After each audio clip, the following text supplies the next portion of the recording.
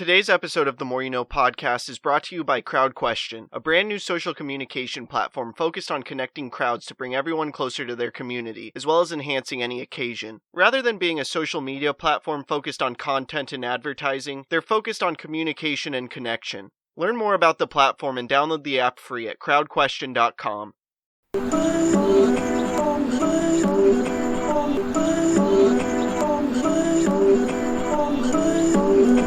I'm just trying to make it all make sense. Today's More You No podcast. Today I want to break down some aspects of a petty thinker's approach versus a big thinker's approach, discussed by David Schwartz in his book The Magic of Thinking Big. Similarly to looking at life with either a glass half empty or a glass half full, you can be a petty thinker or a big thinker. Petty thinking in a lot of ways is synonymous with a glass half empty thought process, and it's looking at the world selfishly and pessimistically. Where on the other hand, a big thinker's approach is similar to looking at life with the glass half full, focused on making the best of a situation, as well as surrounding optimism and self-belief. With this being said, it's obvious that you want to be a big thinker rather than a petty thinker, and I now want to go through some examples of situations, and how a petty thinker handles them, versus how a big thinker handles them, in order to give you an idea of whether you're a petty thinker or a big thinker. So the first situation is with conversation. The petty thinker's approach to conversation is, they talk about the negative qualities of people and aspects of life, where on the other hand, the big thinker's approach is to talk about positive qualities. The second situation is progress, and when it comes to progress from the petty thinker's perspective, they believe in at best the status quo. On the other hand, the big thinker's approach is believing in expansion. Next, the third situation is the future. Petty thinkers view the future as limited, and big thinkers see the future as promising.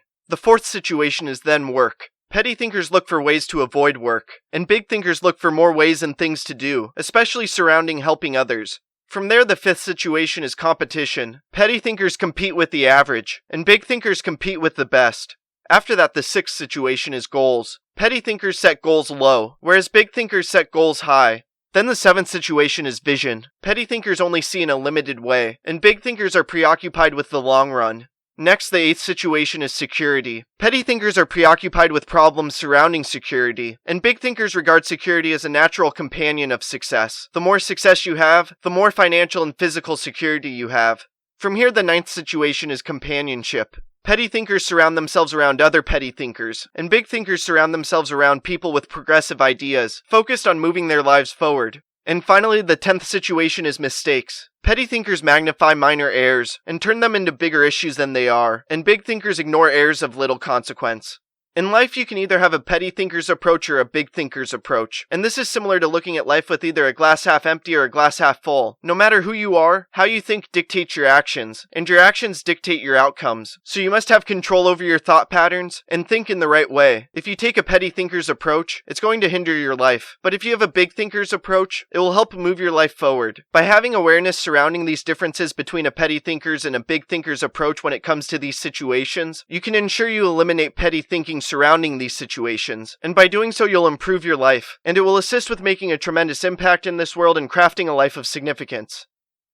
I hope this talk makes a positive impact in your life. Please subscribe to the podcast wherever you are listening or watching it. Check out other episodes. Leave a review. Follow the podcast on social media at More You Know Pod, and sign up for CrowdQuestion to ask me questions about the episode. Again, thank you for listening as we propel through podcasting with the More You Know.